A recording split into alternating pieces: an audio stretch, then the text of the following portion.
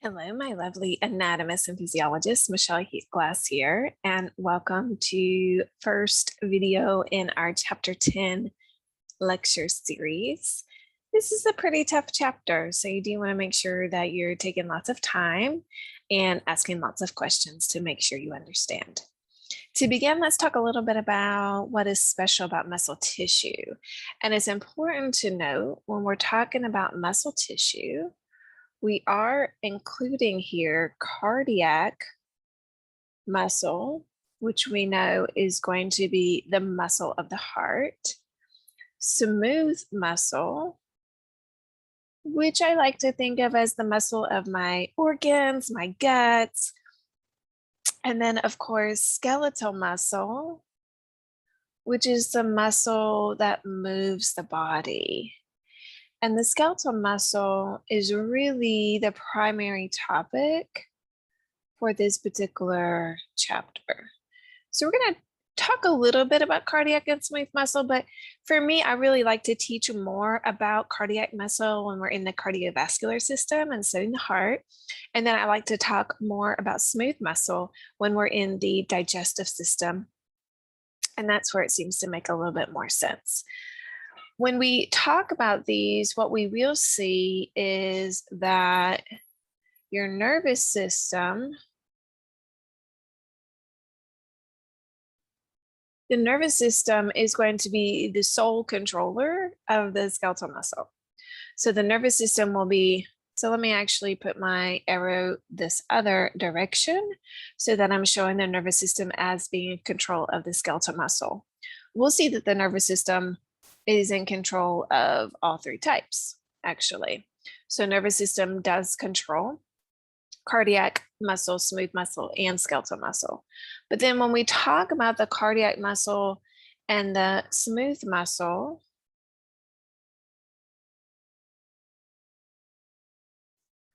so if we talk about just the cardiac and the smooth muscle, let me circle those and then draw an arrow. We'll see that we also have the endocrine system and we have local controls over those tissues. And we don't see that for skeletal muscle at all. So nervous system, endocrine system, and local control for cardiac and smooth muscle. For skeletal muscle, it's just nervous system control. So that is kind of a significant difference. When we look at all three types, we see these other characteristics in common.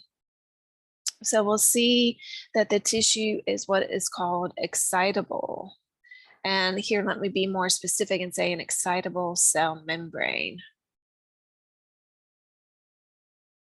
And when we talk about the cell membrane being excitable, that means it's going to be able to be stimulated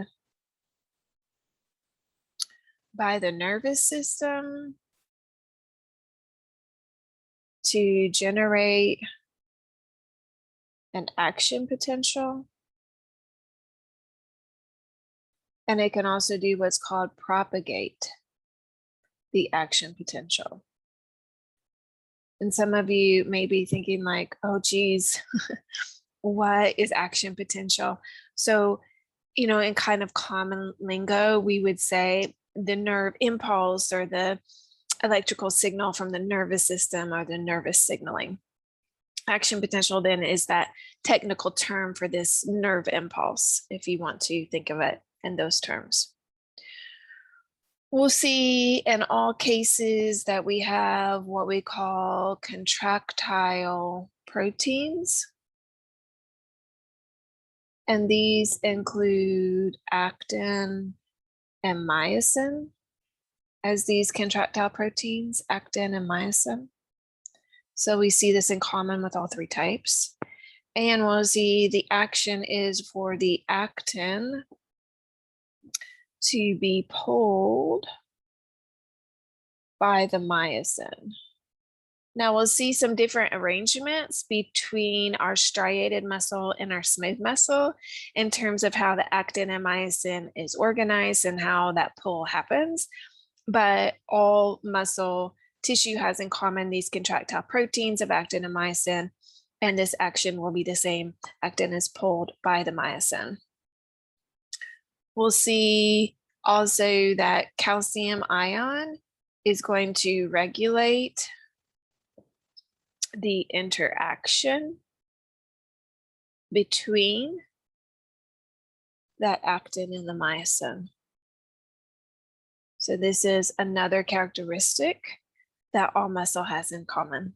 Calcium ion is regulating the interaction between the actin and the myosin. We also see that this is an ATP intensive process. So this process requires a lot of that molecule, remember, called adenosine triphosphate. We introduced that early on as like our energy molecule. And so what we might see, we might remember that we might have a high number of mitochondria.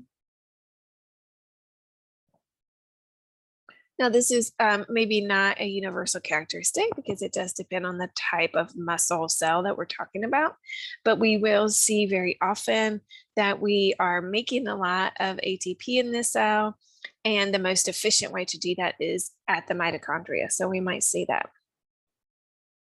Okay, and then we can also describe our muscle as having elasticity. So we can also describe our muscle tissues having elasticity, which means it can allow a recoil, allows a recoil to original length.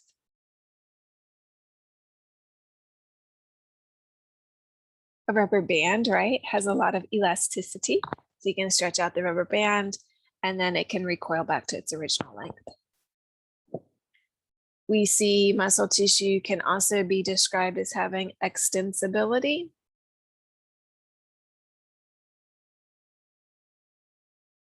Extensibility, where the extensibility means that it can extend or stretch.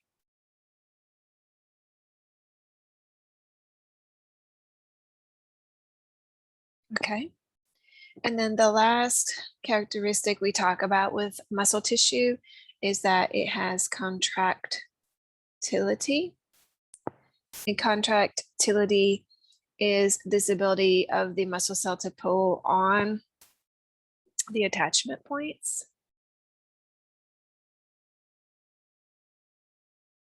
Pull on the attachment points and shorten with force.